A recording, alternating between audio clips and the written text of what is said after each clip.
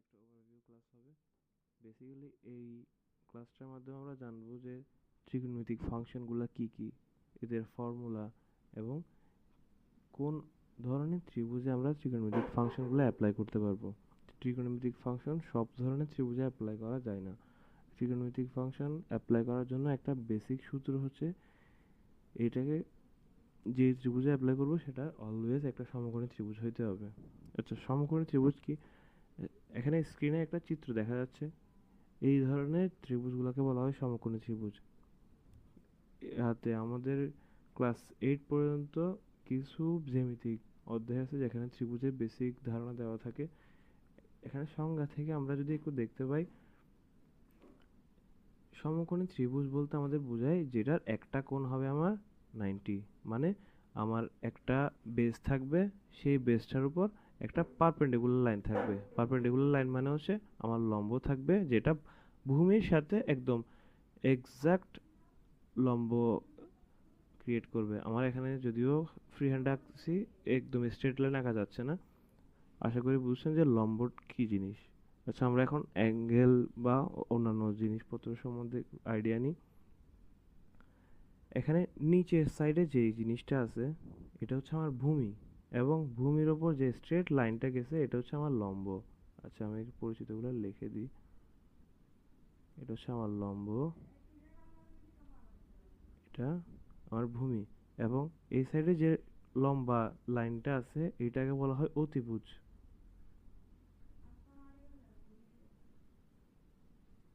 ওকে, এই অতিভুজ, লম্ব, ভূমি এগুলো কিন্তু ভ্যারি করে। যেমন অলওয়েজ যে আমার এই জিনিসটা লম্ব এবং এটা ভূমি, এটা সবসময় হবে না। ফিক্স থাকবে হচ্ছে আমার অতিভুজ। ভূমি আর লম্ব ডিপেন্ড করে আমার কোন অ্যাঙ্গেল নিয়ে আমি কাজ করতেছি। ওকে, এর একটা উদাহরণ দেখি। আচ্ছা, আমি আরেকটা স্লাইড অ্যাড করি। আচ্ছা, এখানে আমি একটু চিত্রটা আঁকি আবার।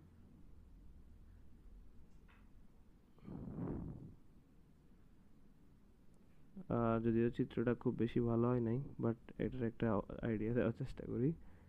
আচ্ছা, এখানে এগুলো যদি আমি এ বি সি ধরে নিই, এবং ধরি যে আমার এই বি কোণ যেটা আছে সেটা আমার ভূমির সাথে 90 ডিগ্রি উৎপন্ন করে। যদি আমারটা স্ট্রেট লাইন হয় নাই, বাট ধরে নেন যে এটা 90 ডিগ্রি উৎপন্ন করে এই ত্রিভুজটা অনুযায়ী।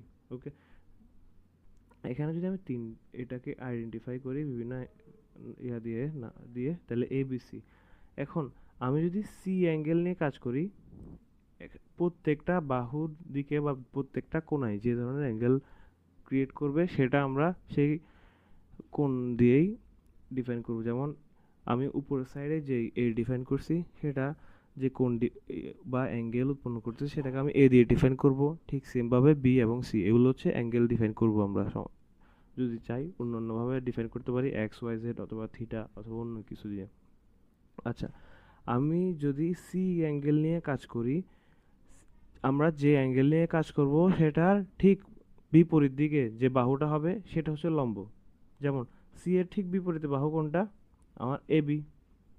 এই সি কোণের জন্য এবি হচ্ছে আমার লম্ব। ওকে, তারপর অতিভুজ ফিক্স। যে কোণ নিয়েই কাজ করি না কেন, অতিভুজ ফিক্স। অতিভুজ কি হবে? আমার 90 ডিগ্রি যে অ্যাঙ্গেলটা আছে সেটার বিপরীত বাহুটাই অতিভুজ। আমি আবার বলতেছি, এটা যদি আমার একটা সমকোণী ত্রিভুজ হয়, এই কোণটা যদি 90 ডিগ্রি হয়, এই 90 ডিগ্রির ঠিক বিপরীত বাহুটাই আমার অতিভুজ। এটা অলওয়েজ। ওকে, এই ত্রিভুজের বিভিন্ন বাহু সম্বন্ধে আইডিয়া থাকাটা খুব জরুরি, কারণ ফার্স্টে ইনিশিয়াল যে ম্যাথগুলো আছে এগুলোতে তেমন একটা ঝামেলা হবে না, বাট পরে লাস্টের দিকে কিছু ম্যাথ আছে যেখানে আপনারা বাহু আর লম্ব আর ভূমি এই দুইটা বাহু নিয়ে একটু গোলাই ফেলবেন। সো আমি আবার বলতেছি, একটু ঠান্ডা মাথায় শুনেন। আমার যে কোণটা 90 ডিগ্রি হবে সেটার ঠিক বিপরীত বাহুটা, এই কোণটা 90 ডিগ্রি, এটার ঠিক বিপরীত মানে সামনের যে বাহুটা আছে সেটা হচ্ছে আমার অতিভুজ।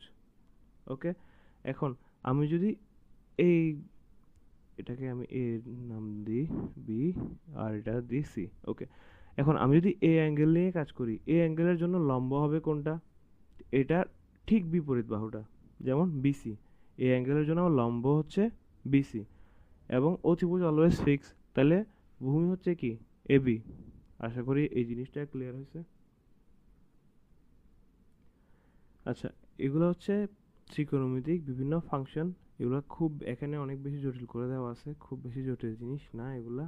আমরা এই জায়গাটাতে দেখি, অথবা একটা নতুন স্লাইড এড করার ট্রাই করি। ওকে,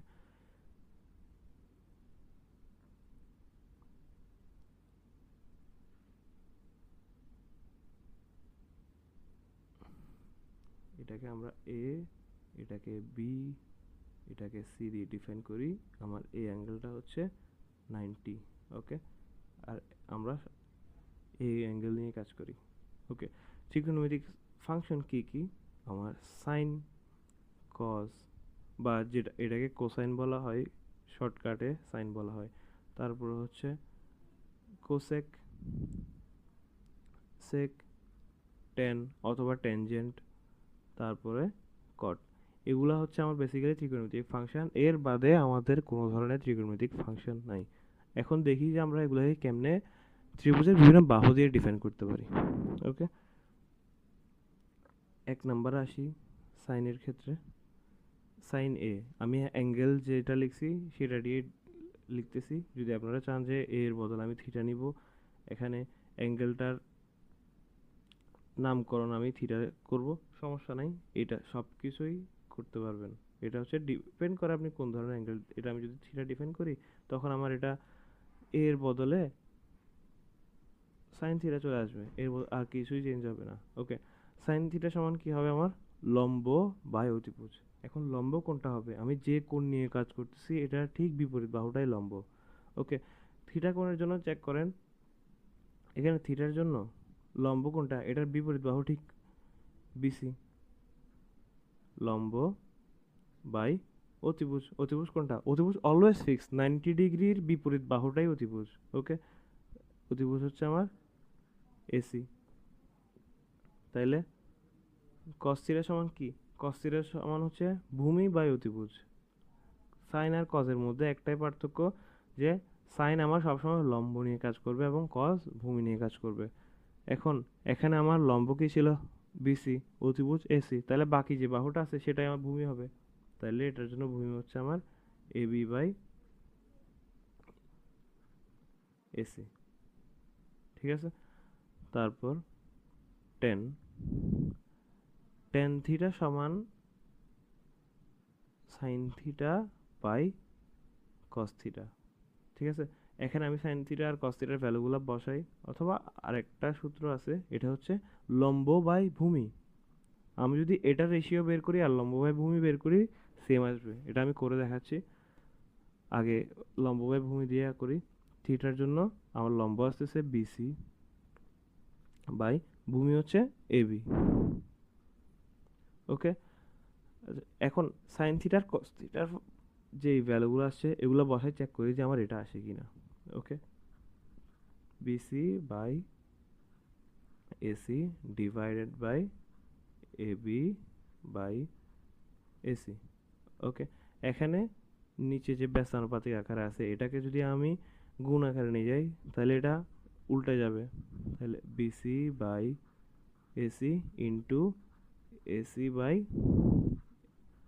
এবি। এখানে এসি এসি কাটা, তাহলে থাকলো কি বিসি বাই এবি, যেটা আমাদের আগের লাইনেই চলে আসছে। আশা করি এই জিনিসটা ক্লিয়ার হয়েছে। এখন বাকি ফাংশনগুলো সম্বন্ধে একটু আইডিয়া নিই, এগুলো কিভাবে আসে। আচ্ছা, আমি এখানে ত্রিভুজটা আবার আঁকি যাতে কনফিউশনটা এড়ানো যায়। এটা আমার এ, এটা বি, এটা সি, এটা ছিল 90 যেটা আমার লম্ব, এবং এখানে যে অ্যাঙ্গেলটা এটাকে ডিফাইন করছিলাম, এটা একটু ঝামেলা হয়ে গেছে।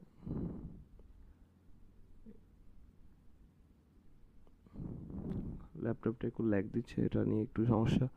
আচ্ছা, এই যে অ্যাঙ্গেলটা আছে সেটাকে আমরা ধরছিলাম থিটা। ওকে, এইটাকে ধরছিলাম থিটা। তাহলে এখন আরেকটা কোসেক থিটা। কোসেক থিটা সমান কি? 1 বাই সাইন থিটা। এখানে সাইনের ভ্যালু আমাদের কি আসছিল সামনের স্লাইডে দেখেন, বিসি বাই এসি। তাহলে আমাদের কোসেক থিটা সমান কি আসবে,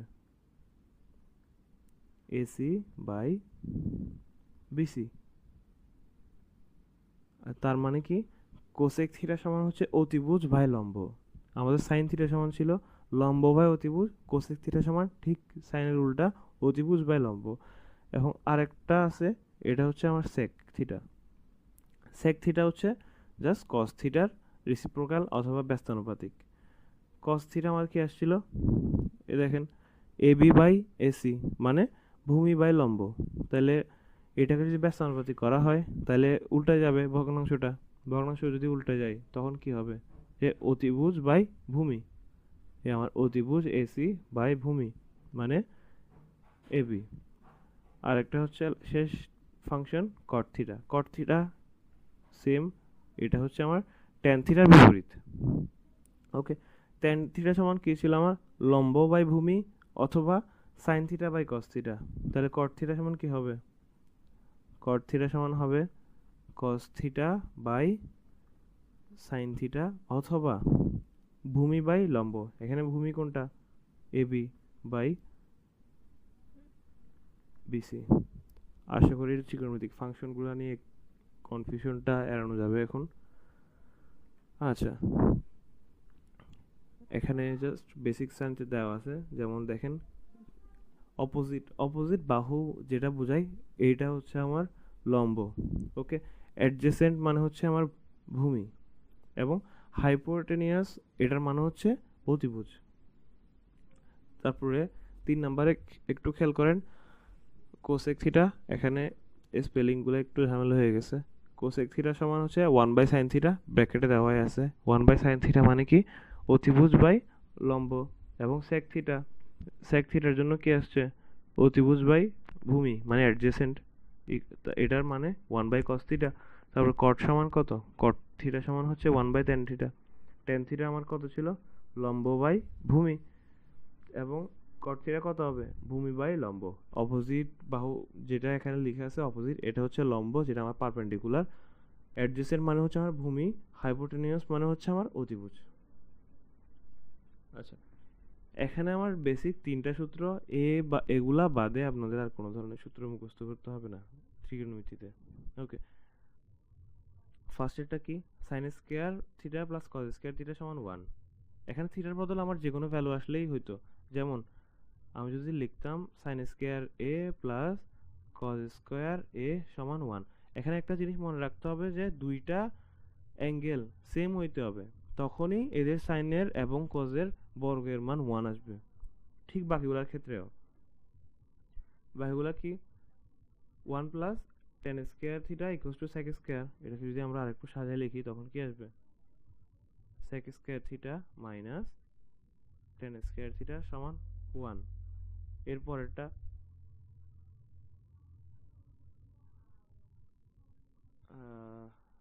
cosec স্কয়ার থিটা মাইনাস cot square theta equals to 1। আজকে একটু ল্যাপটপটা ল্যাগ করতেছে, তাই লিখতে একটু সমস্যা হচ্ছে। এখানে আমার থিটা যেটা দেওয়া আছে এটা আমার অ্যাঙ্গেল বোঝায়, যে আমার কত ডিগ্রি, এটা আমার 10, 15, 20 অথবা যে কোনো। এখানে থিটার মান আমি যদি চাই আমি এখানে যে কোনো মানই বসাইতে পারবো, কোনো সমস্যা নেই। এখানে আমি যদি সাইনের সাইনের ক্ষেত্রে যদি ফার্স্ট সূত্রটা একটু খেয়াল করি, sine square tan plus cos square tan লিখি তাও 1 আসবে। তারপর sine square 150 plus cos square 150 degree equals to 1 আসবে।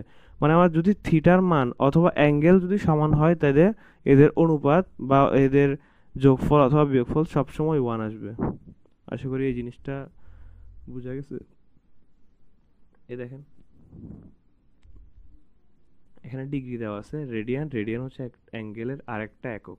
এটা এখন না জানলেও হবে, এটা পরবর্তী চ্যাপ্টারে অথবা পরবর্তী অনুশীলনীতে দেখতে পারবেন। ওকে, এখানে বিভিন্ন ধরনের অ্যাঙ্গেলের জন্য বিভিন্ন ধরনের মান দেওয়া আছে। যেমন 30 ডিগ্রির ক্ষেত্রে সাইনের ভ্যালু হাফ, যেমন সাইন 30 সমান হচ্ছে হাফ। ওকে, তারপর sin 30 সমান হাফ, এরপরে দেখেন cos 30 সমান √3/2, tan 30 সমান 1/√3, এটাকে যদি ভাঙাই তাহলে 1/√3 আসবে, কারণ 3 কে আমরা কিভাবে লিখতে পারি, √3 ইন্টু √3, তারপরে যদি উপরে নিচে কাটাকাটি করি তাহলে 1/√3 থাকে। ওকে, কোসেক থিটা সমান কি দেখছিলাম, 1/sin থিটা, সাইন থিটা যদি হাফ হয় তাহলে সাইন থিটা ঠিক ব্যস্তানুপাতিক, তাই হবে আমার কোসেক থিটা। যদি আমি হাফকে উল্টা দিই তখন 2 হয়ে যাচ্ছে। এবং সেক থিটা সমান হচ্ছে 1/cos থিটা, কট থিটা সমান 1/tan থিটা।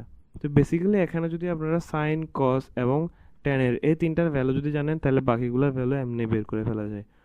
যদিও এগুলা অনেক ফার্স্টের দিকে মুখস্থ করতে কষ্ট হবে, বাট এগুলো আস্তে আস্তে প্র্যাকটিস করতে করতে মুখস্থ হয়ে যায়, সো এগুলো নিয়ে খুব একটা ঝামেলায় পড়তে হয় না।